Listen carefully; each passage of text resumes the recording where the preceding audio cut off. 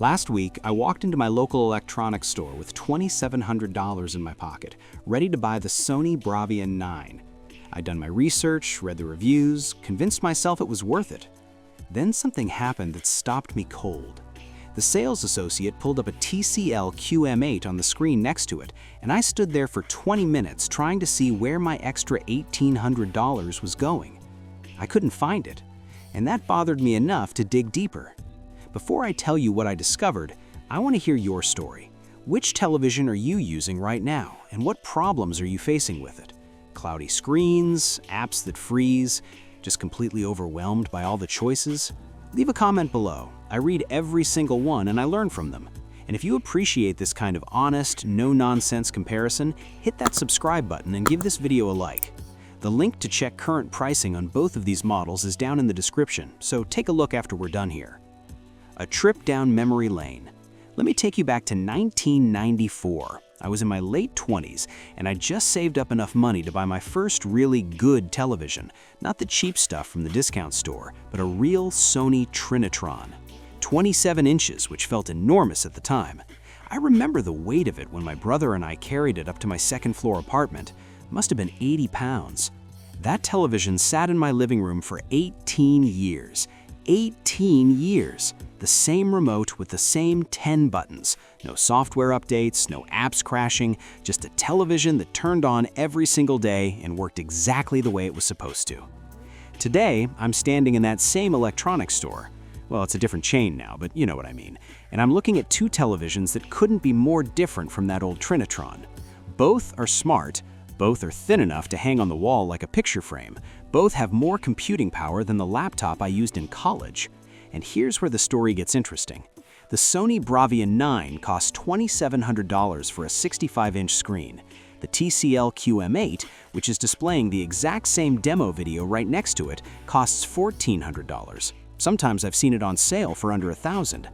I stood there doing the math in my head. That's an $1,800 difference. That's not a rounding error. That's a used car. That's a family vacation. That's 6 months of groceries for some people. So I asked myself the same question you're probably asking right now. Where is that money actually going? What I learned from 30 years of buying appliances. Here's what I figured out from buying refrigerators, washing machines, water heaters, and yes, televisions over the past 3 decades.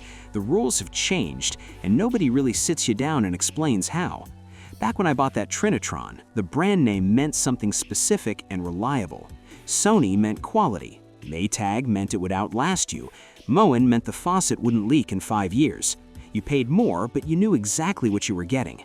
Today, that equation doesn't work the same way, and I'm not saying this to make you cynical or angry. I'm saying it because understanding how things actually work helps you make better decisions.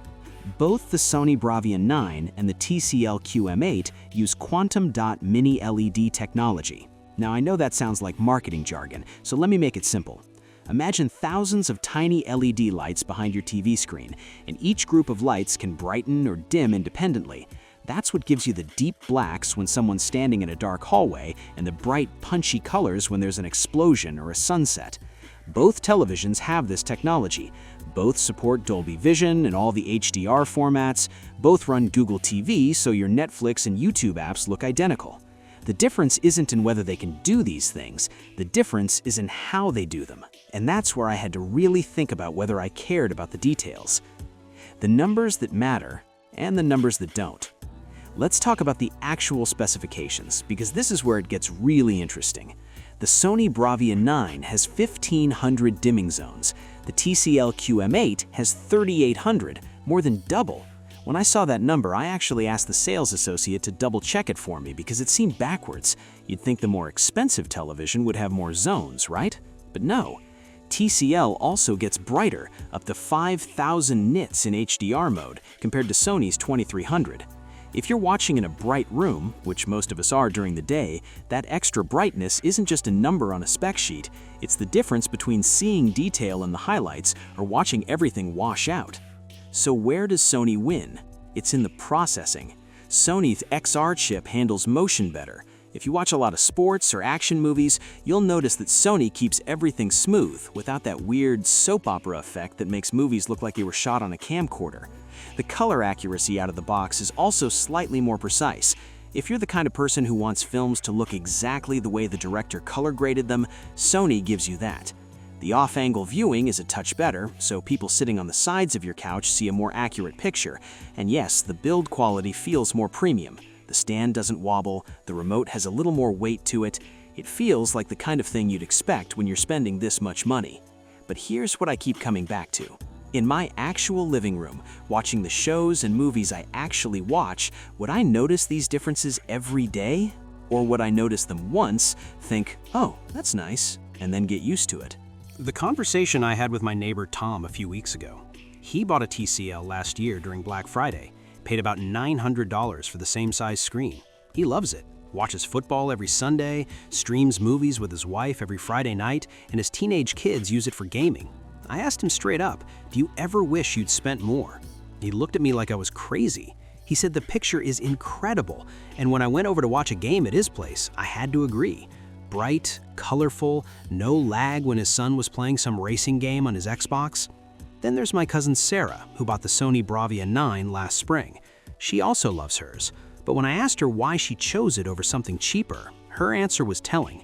She said she wanted something that felt like quality, something from a brand she trusted, something she wouldn't second guess. And you know what? That's a perfectly valid reason. Peace of mind has value. Brand confidence has value. The question is just whether it has $1,800 worth of value to you specifically. The gaming question. If you've got kids, or if you're a gamer yourself, there's another angle here. The TCL supports up to 144 Hz refresh rate at 4K resolution. It can even hit 288 Hz if you drop down to 1080p. For gaming, especially if you've got a high-end PC, that's genuinely impressive. Sony tops out at 120 Hz, which is still very good. Your PlayStation 5 or Xbox will look fantastic, but TCL is giving you more headroom for the future. Input lag is low on both, so you're not going to feel any delay when you're playing. What nobody tells you about modern TVs.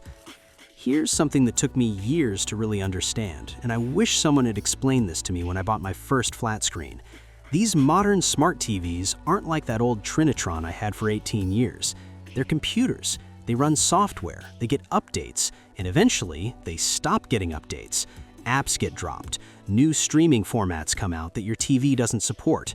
I've got a Samsung from 2015 in my bedroom that still works perfectly, but half the apps don't run anymore.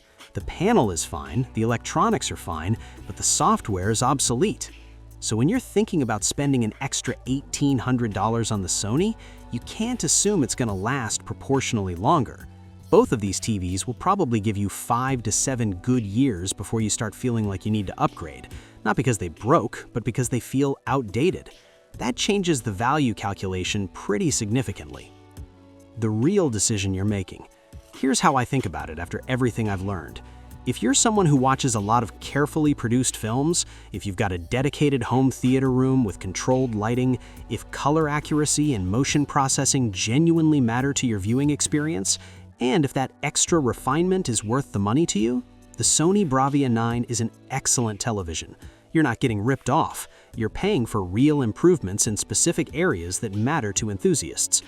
But if you're like most people, and I include myself in this category, if you watch a mix of content in a normally lit living room, if you want an excellent picture without taking out a small loan, the TCL QM8 makes so much more sense. You're getting flagship level performance, better brightness for daytime viewing, more dimming zones, excellent gaming features, and you're saving enough money to buy a really good soundbar, which will improve your experience more than the incremental picture difference ever would. So what did I do after standing in that store for 20 minutes? I didn't buy either one that day. I went home, I looked at my budget, I thought about how I actually watch TV, usually in the evening with some lamps on, streaming shows with my wife, occasionally watching a basketball game. I read through return policies. I talked to people who owned both brands. And then I made a decision based on my situation, not on what some review told me I was supposed to want. I'll tell you this much, that $1,800 difference keeps echoing in my head. It's real money. And when I think about what else I could do with it, or what it could do just sitting in my savings account for the next year, it changes my perspective. The question isn't whether the Sony is better. It is, measurably, in certain specific ways. The question is whether it's $1,800 better for the way I'm actually going to use it. Let me leave you with one more story, because I think it applies here. 12 years ago, I bought a top-of-the-line Kenmore washing machine. It had every feature. It cost twice as much as the mid-range model. I convinced myself it would last twice as long. Both machines lasted about 8 years before they needed major repairs. The extra money I spent didn't buy me longevity, it bought me a digital display instead of a dial and some wash cycles I used exactly twice. I learned something from that experience. Focus on what you actually need, not what sounds impressive when you're standing in the store. So, that's the story. That's what I learned from comparing these two televisions and thinking about what I've learned from decades of buying electronics. The Sony Bravia 9 is a beautiful machine. The TCL QM8 is a smarter buy for most people. But you're not most people, you're you. Check the links in the description for current pricing on both models, because deals change, and a good sale can shift everything. If this honest breakdown helped you think through your own decision, subscribe to the channel. I'll keep breaking down these choices in a straightforward, story-driven way. And drop a comment telling me which way you're leaning, or what television you're using now. I genuinely want to hear from you. I'll see you in the next one.